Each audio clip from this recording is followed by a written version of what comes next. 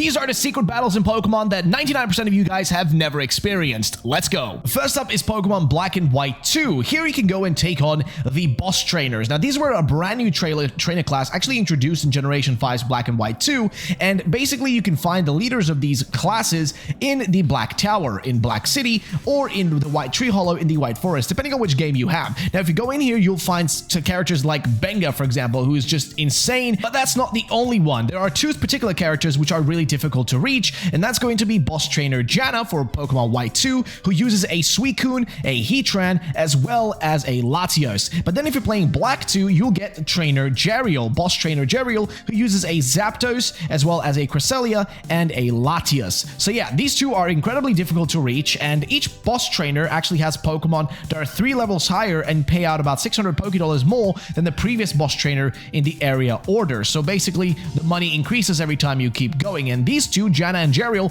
are the top pinnacle ones that are just towards the end and the most difficult ones as well, which most people have never reached. If you have, let me know in the comment section down below. Alright, another one of the most incredible battles that you will actually never get to experience unless you do some finicking and some glitching is the battle against Professor Oak. Yes, there's actually a programmed battle for Professor Oak in both yellow, blue, red, and even green. And the thing with this battle is that he uses a pretty decked out team. He's got himself a Tauros, an Exeggutor, and then pretty much all the starter Pokemon. I think even a Gyarados in there. So he's got a pretty stacked out team of Pokemon. However, actually getting this battle to work isn't really that easy. You got to do a glitch, and then once you've done the glitch, you can actually access the battle itself. Otherwise, for the most part, you'll never actually battle Oak. There is never an exact and precise moment within the game's story or anything where Oak is actually battled. But I still think it's pretty cool that they had this planned, but unfortunately, they did not include it in the final product, which is still really disappointing, but what can you do? So next up is one of the coolest things that have existed in Pokemon that most people don't actually know. So if you had the Pokemon Club Nintendo cards, which were these cards that you could have, that would have these almost like QR code things on them. If you scan them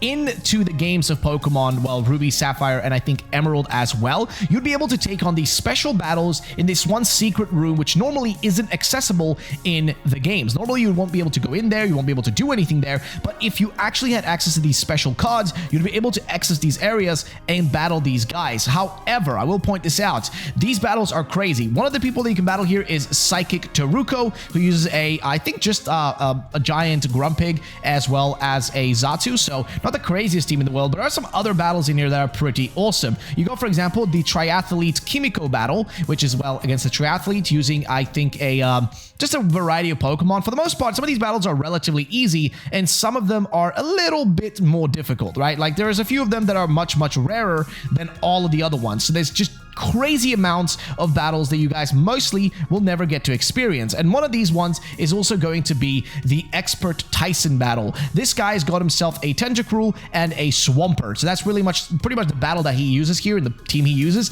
But the actual battle is so freaking cool. And shout out to one of the best channels on YouTube, Mix Ellie, for actually going down the rabbit hole and finding all of these battles, man. Because it was crazy that he actually got his hand on every single one of these trainer club cards to do this, which is just insane. But that's not one of the most incredible battles. The most incredible one from this whole game has got to be youngster Rudy and his level 100 Magikarp. And this is real. This is a legitimate thing in Pokemon. This, again, comes to us from Mix Ellie. Basically, if you had these battle e-cards, right, that you scanned in, which I already mentioned, if you had them, you could also battle youngster Rudy. And the thing with him is, he is crazy, man. So he has a Cascoon, which is like level 98, but then he also has a Magikarp that's level 100. Yes, he has a Magikarp that's level 100. How often do you get the opportunity to battle a guy who straight up uses a level 100 Magikarp? At what point did he not let this poor thing evolve? But either way, it's a really epic battle that, again, not many people will ever get to experience in the legitimate games.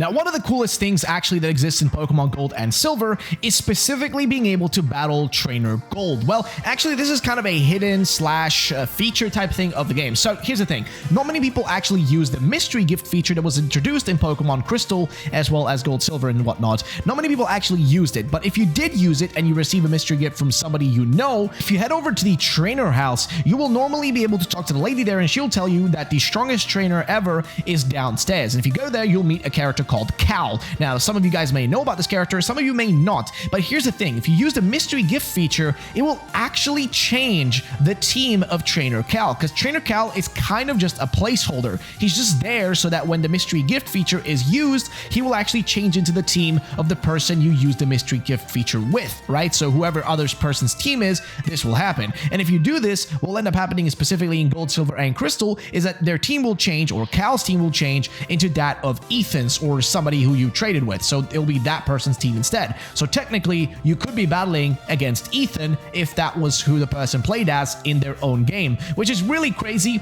It's a weird battle, but yeah, normally if you go down to Cal without using the mystery gift feature, he'll have a fully evolved set of the starters, Meganium, Typhlosion, Feraligatr. It's just one of those random little battles that not many people do and not many people know about, and since barely anybody used the mystery gift feature, it is unfortunate that not many more have enjoyed this. In Pokemon Emerald, you can actually do a boss battle against Steven Stone. Now, to actually do this battle, you need to first complete the whole game. So you need to actually complete Pokemon Emerald. That means you actually have to do the Elite Four and all that kind of stuff. Once you've done that, if you go over to the Meteor Falls, surf your way up, and I think waterfall your way up, you'll be able to get to this one entrance in the cave and go to the end of it, and you will find Steven Stone. He'll be willing to battle you, and you'll take him on in an ultimate battle. He uses a cracked out team with Pokemon that are just genuinely insane, okay? He's just really strong. And yeah, that's basically it. Steven Stone is just here. You can battle him. It's pretty neat. Not that crazy, but also just a little bit of a battle that most people may not have actually gotten to experience. Ah yes, we can't make a list like this without including the most epic and most painful battle of them all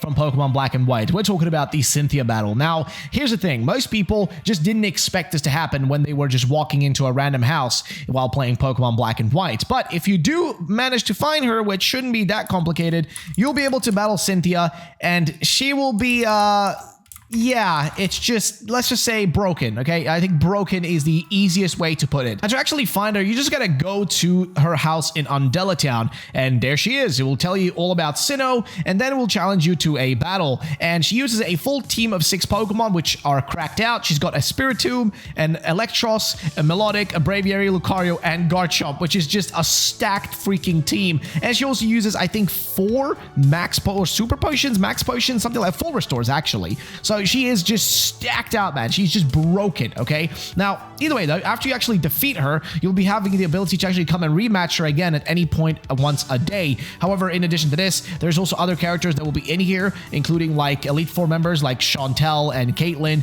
and just a bunch of stuff like that. Even some of the people from like the Battle Frontier of Sinnoh might even be, you know, showing up here. But yeah, it's just a little weird. I'm not gonna lie, man. This place is just crazy. But yeah, have you guys ever battled Cynthia in Undella Town? Let me know. Now, this final one is to all the shiny hunters out there. Now, you guys may not have known this, but the first ever shiny hunting trainers were actually in Ruby and Sapphire, and they were also accessible through the e-cards. Now, again, same thing here. You had to go to Moss Deep City. You had to go to this old man's house where he has a door in the back where you guys can go down. Now, you can only go down there if you have the e-cards, you know, that was specifically the battle e-cards that were available for the game.